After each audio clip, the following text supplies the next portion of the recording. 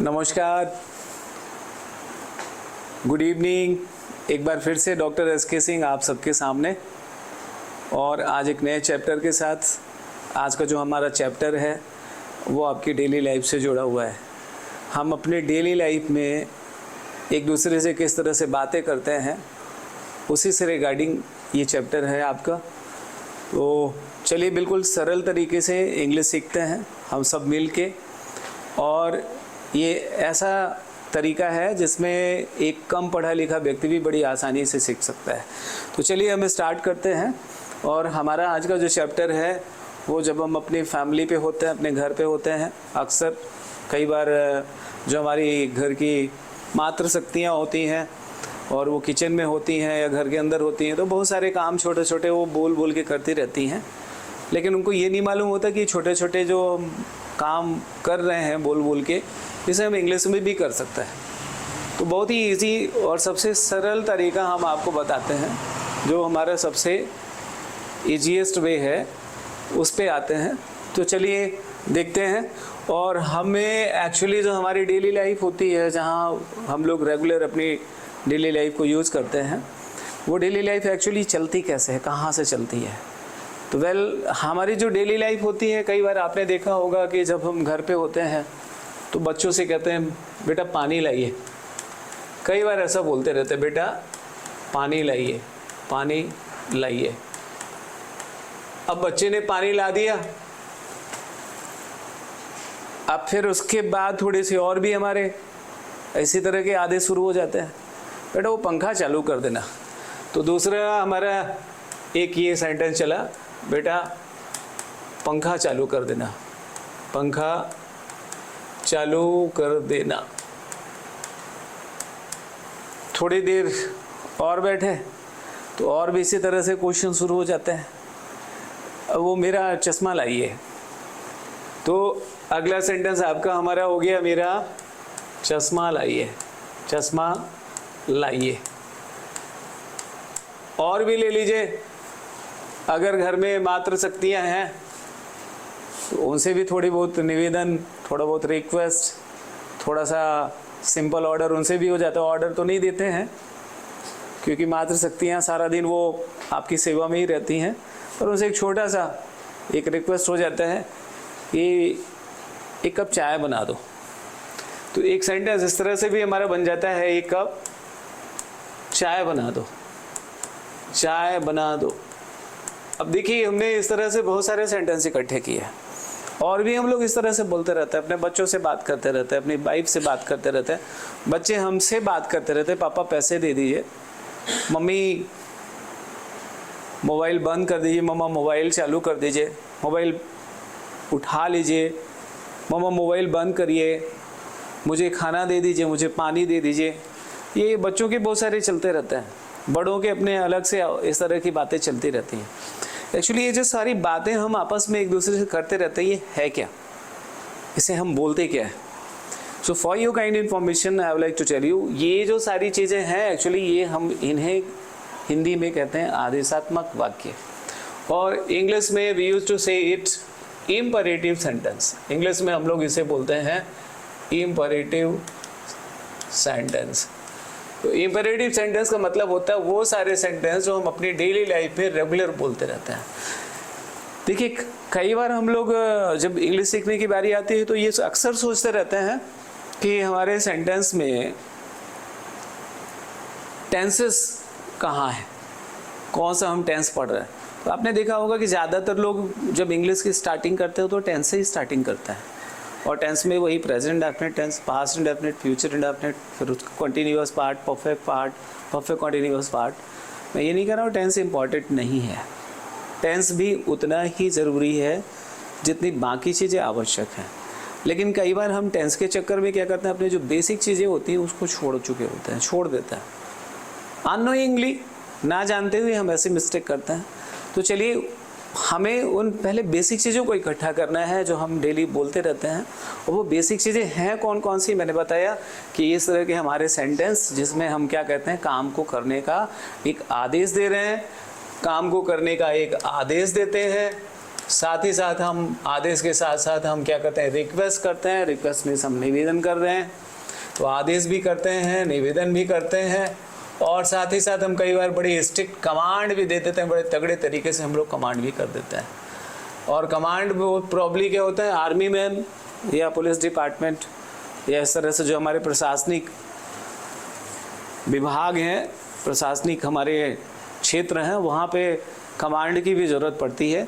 आपने देखा होगा नेशनल एंथम जब स्टार्ट होता है लोग कहते हैं don't move, stand at ease, attention. Attention is what kind of order, the strict order, हिलना मत, it's a kind of strict order. तो ये एक्चुअली जो स्ट्रिक्ट ऑर्डर होते हैं वो कमांड कहलाते हैं। So well it's not important कि कमांड, ऑर्डर एंड रिक्वेस्ट ये क्या क्या चीज़ें हैं। सबसे ज़्यादा इम्पॉर्टेंट है कि जो हमारी डेली लाइफ चलती है, जहाँ से हम रेगुलर एक दूसरे से बात करते हैं, वो एक्चुअली ये है। हम अपने डेली लाइफ में बहुत सारे ऐसे सेंटेंस बोलते रहते हैं, और इनको बनाने का जो उपाय है बहुत ही सरल है, सबसे सरल है। अगर आपने इंग्लिश में वर्ब पढ़ी हो, नहीं पढ़ी हो, तो वर्ब सुन लीजिए। वर्ब का मतलब होता है क्रियाएं, क्रियाओं का मतलब होता है एक्शन। जो हमारी लाइफ है पता नहीं कितने क्रियाओं से भरी हुई है। सुबह खड़े हैं ये भी क्रिया है, बैठे हैं ये भी क्रिया है, अगर हम बात कर रहे हैं वो भी क्रिया है, लेटे हैं वो भी क्रिया है। तो हम सुबह से शाम तक कितने काम करते रहते हैं, वो सब वर्ब कहलाती हैं। That is called the verb in English, और हिंदी में उसी को हम लोग क्रिया बोलता है। तो अगर आप वर्ब की फास्ट फॉर्म देखें, आपने पढ़ी होगी, आई नो वेरी वेल, जिसने 5th भी पढ़ा होगा तो naturally he might have read about the verb के बारे में पढ़ा होगा। नहीं पढ़ा है कोई बात नहीं, फिर भी जाने की वर्ब कौन कौन सी होती है। जैसे आप कहते हैं ना, go, play, eat, read, write, listen, talk and walk. ये हमारी एक्चुअली वर्ब्स हैं। इन्हीं को हम क्या बोलते हैं, वर्ब बोलते हैं। ये क्रियाएं हैं।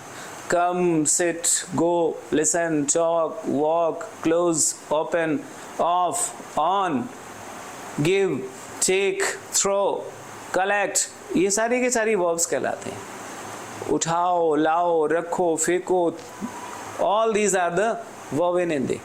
बोलो, सुनो, बात करो, बैठो, लेटो, रखो, उठाओ, टंगाओ, निकालो, all these are called the verb. ये सब वर्ब कहलाते हैं। और होता क्या है, मोस्ट ऑफ द टाइम जब हम वर्ब पढ़ते हैं थोड़ा सा उल्टे पुल्टे तरीके से पढ़ लेता है। एक ही भी हमारी मिस्टेक है। जैसे कई बार आपने देखा होगा, गो का मतलब हम लोग क्या पढ़ लेते हैं, जाना। जाना तो होता ही नहीं है। अब आप कहेंगे सर मैं तो बहुत दिनों से पढ़ता आ रहा हूँ, बुकों में भी लिखा है। ऑफ कोर्स आप पढ़ते आ रहे हैं, बुकों में भी लिखा हुआ है, लेकिन जो सही तरीका है actually try to know that, उसको भी जानने की कोशिश करें। अगर आप कह रहे हैं प्ले मीन्स खेलना, इट्स रॉन्ग। ईट मीन्स खाना, रॉन्ग। रीड मीन्स पढ़ना, रॉन्ग। राइट मीन्स लिखना, रॉन्ग। लिसन मीन्स सुनना, रॉन्ग। टॉक मीन्स बात करना, रॉन्ग। वॉक मीन्स टहलना, all these are wrong. Wrong क्या है समझिए, समझिए। What is the wrong here, don't mind. Wrong क्या है, रॉन्ग एक्चुअली है क्या कि अभी जो गो लिखा है इसमें अगर आपको ना लाना है तो आपको टू लगाना पड़ेगा। आप टू लगा के बोलिए टू गो, जाना, it's a correct one. To go होता है जाना, इस टू लगाइए, ना निकलेगा। और केवल ना नहीं निकलता है, बहुत सारी हिंदी निकलती है। जाना, जाने के लिए, ये भी होता है। जाते जाते, ये भी होता है। जाने से, ये भी होता है। All these are kind of Hindi जो टू लगाने से, किसी वर्ब में अगर टू लगा दें तो इससे इस तरह की हिंदी निकलती है। और भी होती है, जाकर भी होती है। तो वेल सबसे पहले तो हमें ये समझना है कि जो वर्ब की हमारी फास्ट फॉर्म होती है, अगर उसमें हम टू नहीं लगा रहे तो उसमें ना, नहीं निकलेगा। गो का मतलब ही होता है जाओ, चले जाओ, निकल जाओ, भाग लो, फूट लो, हट जाओ, सब गो में होता है। और हम आप क्या पढ़ते हैं, गो मीन्स जाना। अपना रास्ता हमने खुद बंद कर लिया।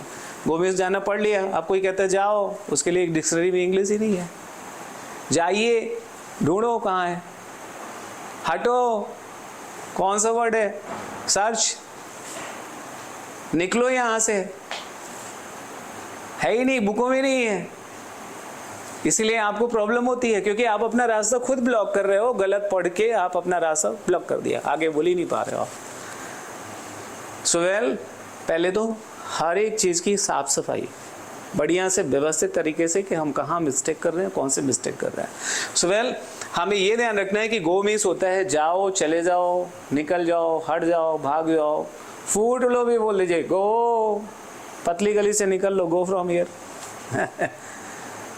ये भी आप अब वो पतली गली, स्मॉल रोड, नैरो रोड, वो सब सर्च करने की जरूरत नहीं। कहते हैं ना, निकल लो यहाँ से, फूट लो यहाँ से, भाग लो यहाँ से। दैट इज इसी में है, everything is on the go.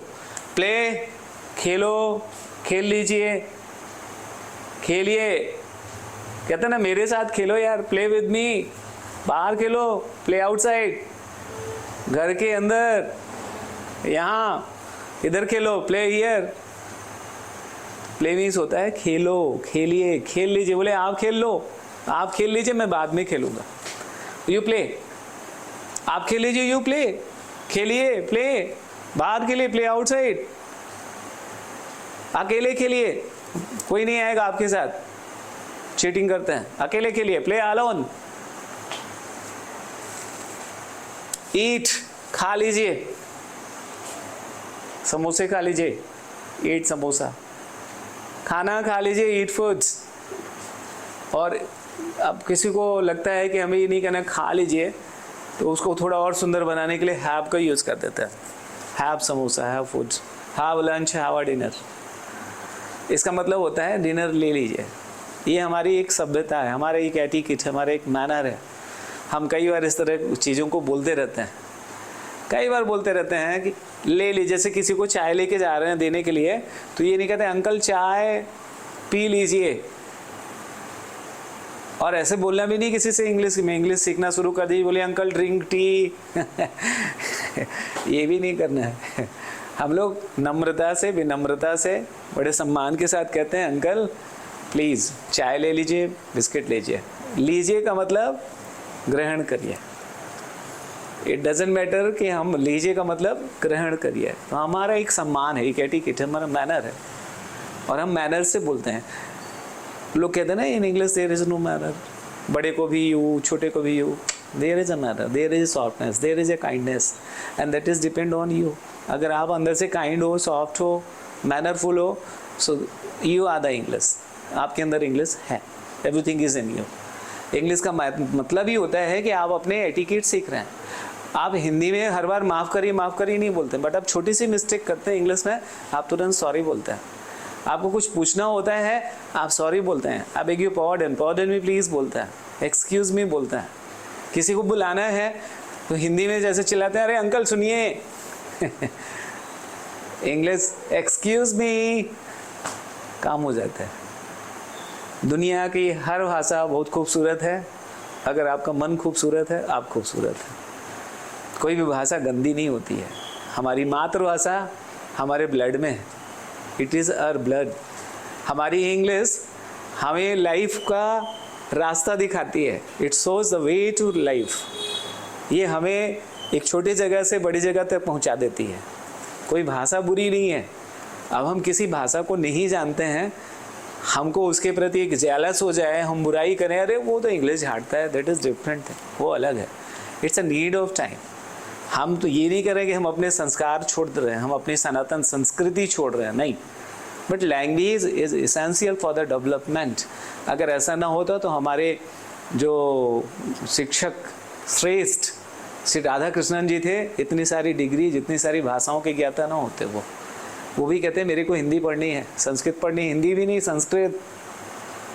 इसलिए भाषाएं we have to learn as much as possible, as number as possible, you have to learn. सारी भाषाएं सीखनी है। सॉरी, तो हम लोग चल रहे थे इस पे, तो देखिए सबसे पहले हमें इसे सुधारना है। जाओ, खेलो, खाओ, पढ़ो, राइट लिखो, लिसन सुनो, चौक बात करो, वॉक टहलो, ये सारी वर्ड्स जो हैं इनका मतलब होता है ऐसा करो। अब ये जो हमने सेंटेंस बोले हैं, एक्चुअली ये सारे हिंदी के सेंटेंस हमारे इसी लेवल पे हैं। इनको बोलने के लिए हमें कुछ नहीं करना है। जैसे लिखा है बेटा पानी लाइए, तो सबसे पहले आपको कहाँ जाना है, लाइए पे जाना है। यू हैव टू गो इन अ लाइए, उल्टा बोलना है, पानी लाइए, ब्रिंग वाटर, वाटर ब्रिंग नहीं बोलना है। तो आपको क्या बोलना है, ब्रिंग वाटर। आपको यहाँ से स्टार्ट करना है, ब्रिंग से स्टार्ट करना है। आप बेटा पानी लाइए, दीदी पानी लाइए, मम्मी पानी लाइए, पापा पानी लाइए, अंकल पानी लाइए, छोटू पानी लेके आओ, जो भी नाम आपको बोलना है वो स्टार्टिंग में बोल दीजिएगा। सो बेटा पानी लाइए, बेटा बेटा बोल दीजिए, यू हैव टू स्पीक बेटा like that. If you are in India, थोड़ी सी इंडियन टच तो देना पड़ेगा आपको इंग्लिश पे, नहीं बहुत सारी ऐसी चीज़ें हैं जहाँ परेशान हो जाएंगे। हमारी इंडियन ट्रेडिशनल डिशेस हैं, बघेलखंड की तो बहुत अच्छी अच्छी डिशेस हैं, रिकमच है, रसाज है, कड़ी है। अब आपको कड़ी पसंद है तो आप बोलिए आई लाइक करी। करी तो सारे होते हैं, ऑल द वेजिटेबल्स आर करी। एग करी भी करी कहलाती है, और पटेटो करी भी करी कहलाती है। करी तो बहुत सारी है, इसलिए it is better to say that I love रिकमच, आई लव रसाज, I like kadhi, I like all the puri and sabzi. इनको एज इट इज़ बोले, यू लव योर इंग्लिश, आपको अच्छा लगेगा, you will be respected everywhere as well.